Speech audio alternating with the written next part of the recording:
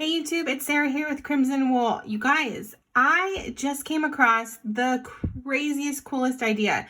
They are called mask mates. And so for all of our first responders out there, our nurses, our doctors, paramedics, all of them, I know that they are wearing masks right now. Everyone is. And so I know that they're dealing with the problem of soreness and rawness around their ears. And so I'm not taking credit for this, but I saw something.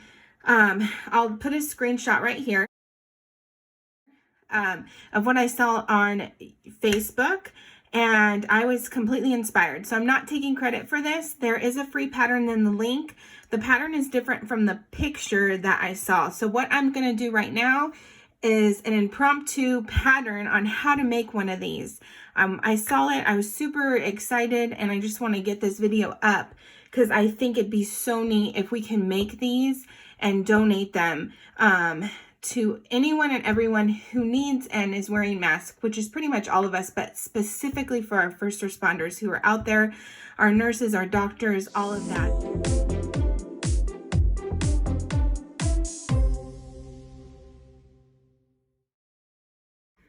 All right, so let's go ahead and get started on the pattern. I am using a 5mm crochet hook, and then I am using a 4-ply yarn. I'm going to be using the Red Heart with Love in metallic in the rose. So you could use any yarn. A cotton yarn might be really nice to use. I'm going to use what I have on hand right now, but just go ahead and use a hook that is recommended for your yarn. So that is why I'm using the 5mm hook. So I've made 2 of these so far. I found that this was way too short. This one was just a tad too short. And it's probably because when I made my masks, my elastic, I used a shorter amount because I am limited in the amount of elastic that I have right now. So I'll leave a link to the tutorial that I made this mask out of, and I've actually kind of altered it a little bit for the mask I'm making now. I'm not really making them to sell. I'm just making them just for like friends and family or whatnot. I can't really keep up with the demand. So to get started on this pattern, I am going to start with a chain of 27.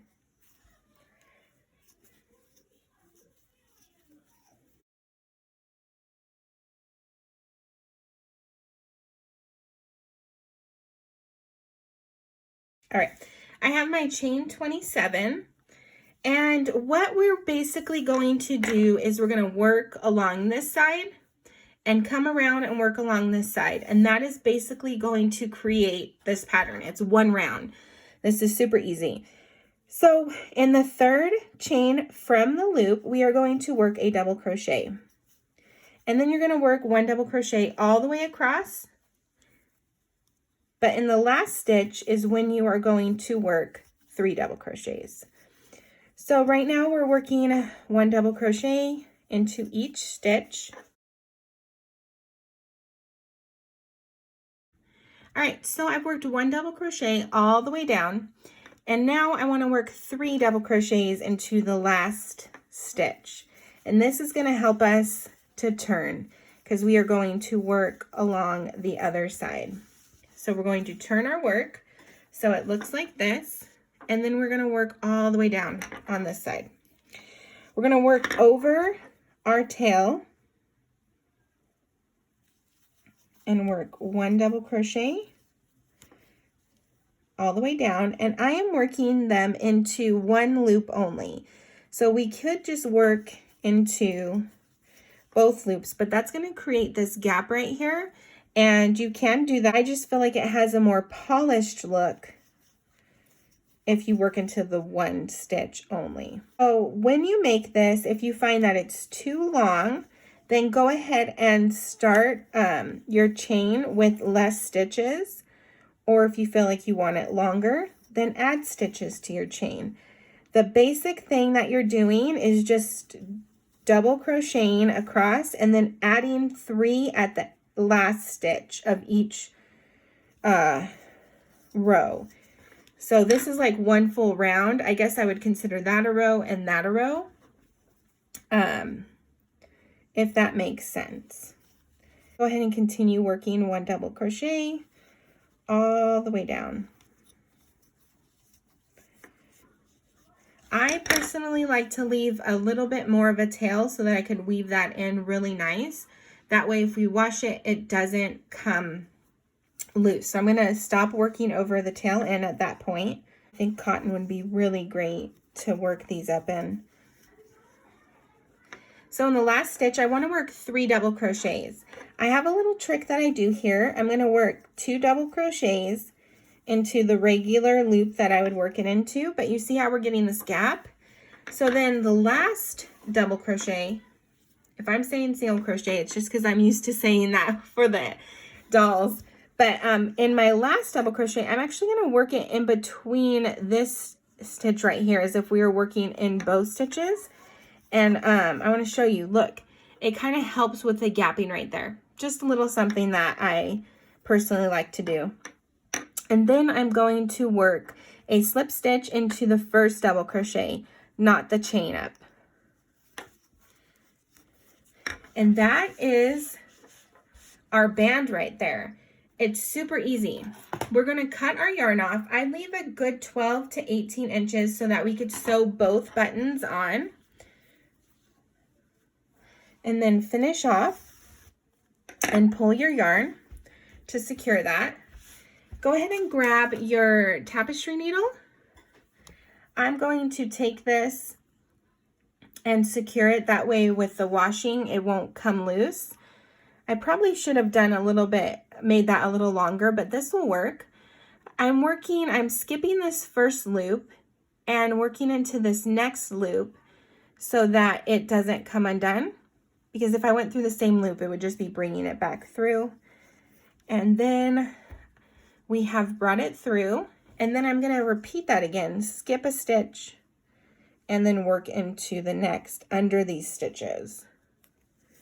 And that's going to secure it really nicely. It shouldn't go anywhere after that. And so now we have our band. So I have decided on these cute mint buttons. You are going to want to grab a needle that will fit through your buttonholes.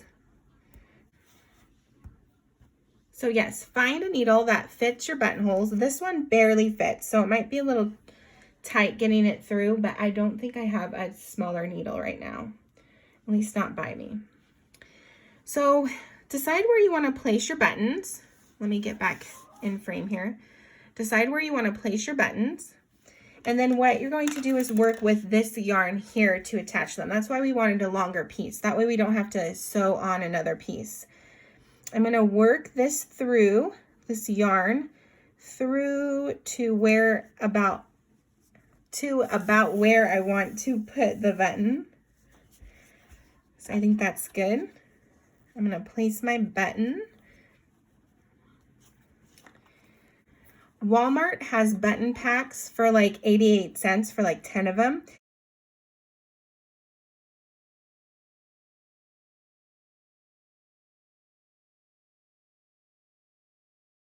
So you're going to secure your button on really nicely. You want to get it nice and tight because there's going to be tension on this for sure. And then go ahead and weave your ends in. I'm going to weave it all the way down to this other side so that we could sew the other button on. But as you go, just make sure you pull so that it doesn't wrinkle up on you. And we're almost there.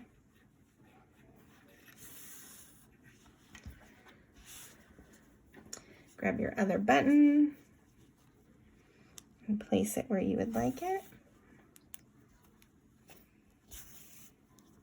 Make sure you sew it on really good. I'd sew it on a lot more, but I can't really fit my needle through there anymore. This is just for a demonstration purpose anyway. But if you're looking to give these away, I would make sure that they are nice and secure. Then weave in your tail end and skip a stitch again so that that's secure. And I would do that one more time.